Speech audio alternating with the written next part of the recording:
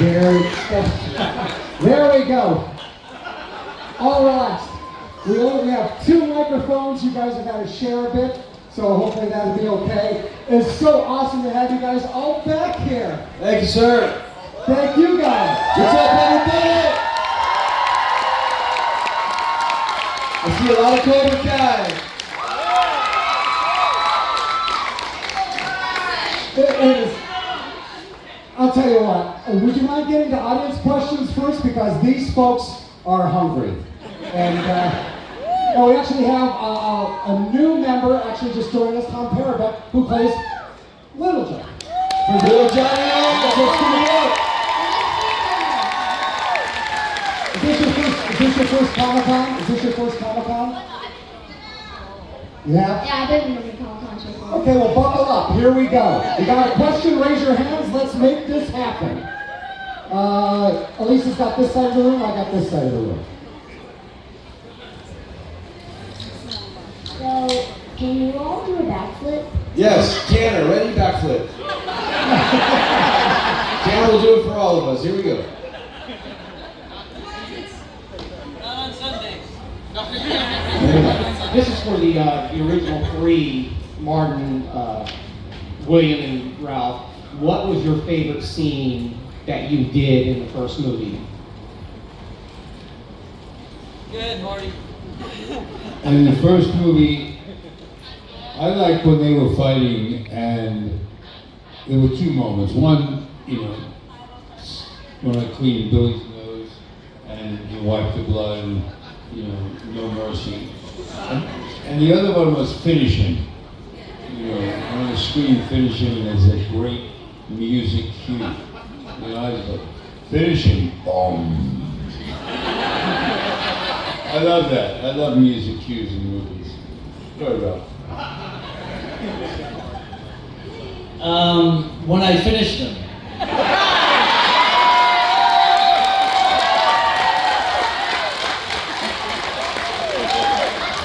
You know he's abusing you, don't you?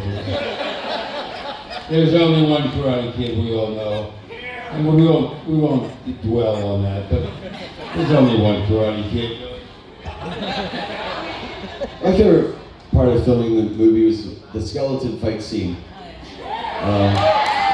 After LaRusso interrupts Johnny just enjoying his day at the Halloween dance, comes in and soaks him with the water hose, and then runs. No, that's not true. The very ending, when Daniel gets into a fighting stance and Miyagi looks at me and he gives me the nod, and I slowly go into a crane kick. And LaRusso charges at me. Hold on, is that how it went? That's how I remember it anyway. The whole movie was fun. It was an amazing experience. It was my first movie. Nobody knew Karate Kid was going to turn into this decades later. We have little Johnny Lawrence's and extended cast members, so that was a special time. It was a seed of all this, of all you guys, all the fanfare, and we're thankful for it every day. Thanks for being part of it. Let's get another question from that far side of the room, please. And then we'll move over here. Hi, my question's for Tanner, Mary, and Thomas. How does it feel to be able to play the kids of such iconic 80s characters? And then for Thomas, how does it feel to be able to play young Johnny? Should I go first? Go for it. Well, I really liked it because, first of all, I was in my favorite season, and also because I got to play the young version of one of the most main characters. So that was quite exciting. And also, I was in the 80s, so that was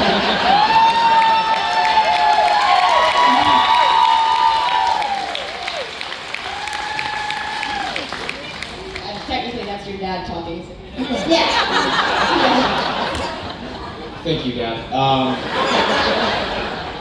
It's a lot to live up to. I don't know. I'm just happy that we've gotten a chance to be able to, it's all thanks to Billy and Ralph for giving us a chance to be able to play their children. So, and now we feel, I don't know, I feel like their child.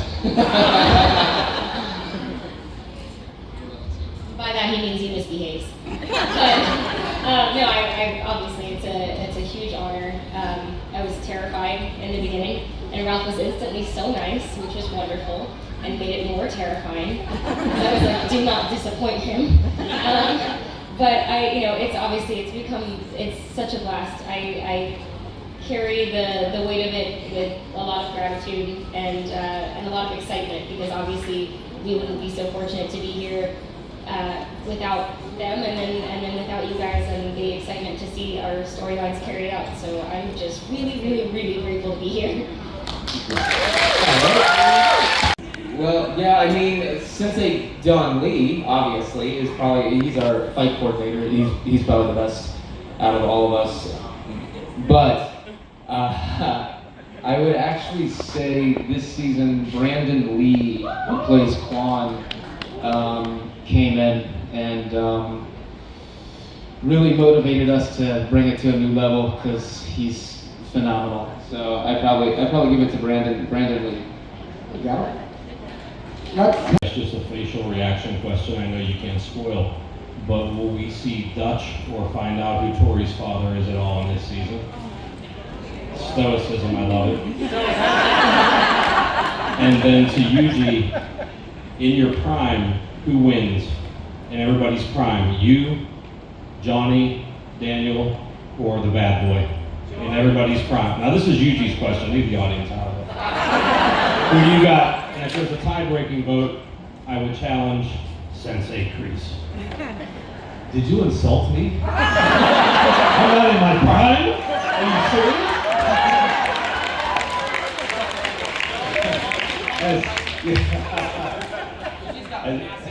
As Chozen would say, you insult my honor again.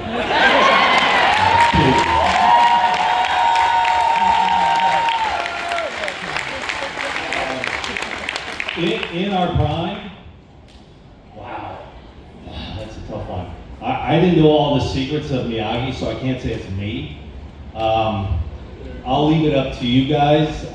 The other fighters are all really good, so it's up to you. But I was not privy to all the Miyagi secrets at that time.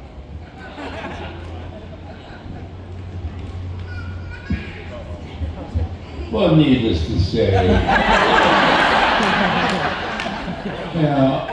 I have a favorite. 40 years of cinematic history. Who can equal that? But really, all of us, I mean, especially the kids, great fighters, all of them, I remember when Tori came in, and she had to be doubled every other scene, Peyton List. Every other move, she had to be doubled. And I said to myself, why did I cast her? And as the weeks progressed, she just became such a good fighter. And, Tanner and Mary, I mean, they became these great fighters, And very few of us have had backgrounds in karate from years before. So it's always great to see these people come right up and, they can kick my ass.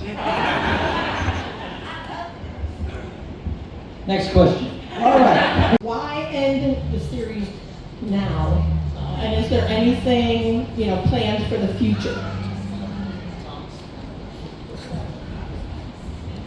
Well, the kids are almost grandparents now.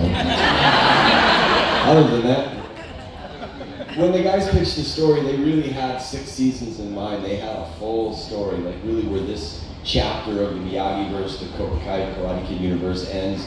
This is the full 6. We're so lucky that we got that. You don't get that many days in television. Sometimes they'll cancel you midstream and then it never wraps up. We're really happy that we got to wrap this up on our own terms, give it a great landing, and then you're still gonna want more.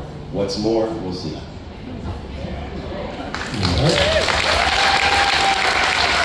My question is, I'm going to try to keep it vague because it is about season 6. I just want to get a feel. I don't know if you guys have heard the fan theory about Kreese having a take in what's going on with Tori right now and having a hand in what has happened. I just wanted to see, without giving anything away, what you guys kind of think about that theory and if there's any maybe truth behind it? Because I know you did say that he's just misunderstood, so trying to feel if he's a villain still or not. I just want to say one really quick thing, and you guys can add on to this. As far as fan theories go, and they're everywhere, the creators are really smart and very misleading. Even when we're reading scripts and we're trying to figure out things, it's always a surprise. So don't believe the fan theories. They're fun. I mean, maybe one of them's right. You never know. Like maybe somebody has a golden ticket, but for the most part, yeah, the fan theories are that, and it's fun. But the creators are so creative that they, we shot things in different orders, and even there's a lot of fan theories out there. But safe to say, nobody knows what's coming. The interesting fan theory which came late was about, ironically, the crane kick from the movies. That was something that didn't develop until down the line, that it was illegal. No one thought about it. Well, that's not a theory, though. No. It certainly proved to be a reality with my boy, who was a karate kid. Karate kid, right here. Yeah.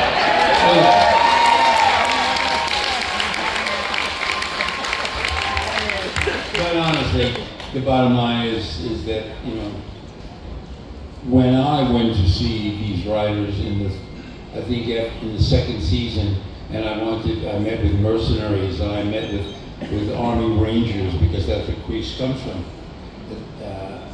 They had everything, all the notes I made, these writers had in their heads from a year and a half before. They developed these characters a year before the actor gets to the backstory, before the actor creates where he's come from, in between the lines that don't exist in the script. These characters, these writers, Hayden, John, and Josh, can create our backstory like in 20 minutes. And they've done it for every character, probably for a year and a half before any camera rolls. So it really is the writers. So I had to relearn how to punch up. He's an incredible martial artist, and thankfully his control was very good. But Billy and I had a few fights in season 4, that kind of rematch fight. But we had some time with that one, so that was a nice tango. But certainly, for me, that was getting ready for Thomas, because he was just so much bigger than I was. But that is all right.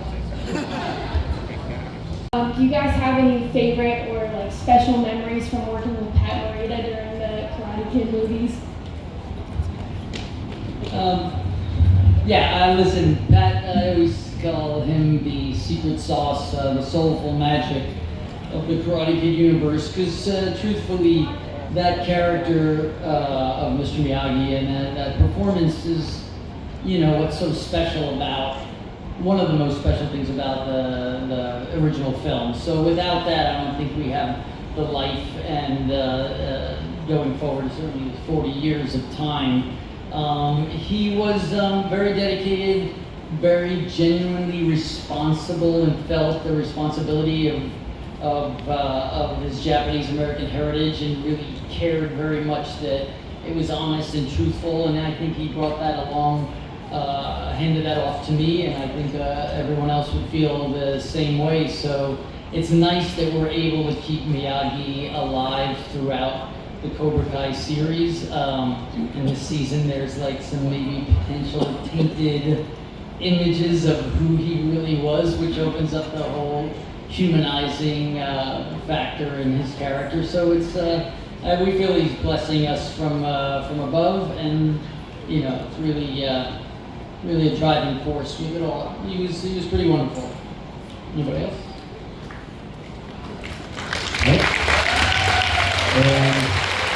Can you repeat the thing that you're saying? Quiet! You want me to say that over a microphone? I think it's illegal, buddy. Quiet!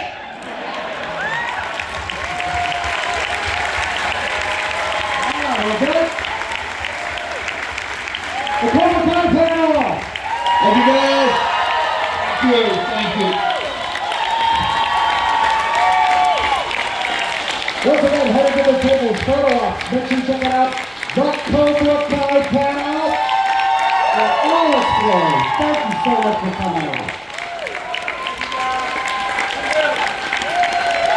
They're still in the room as they exit.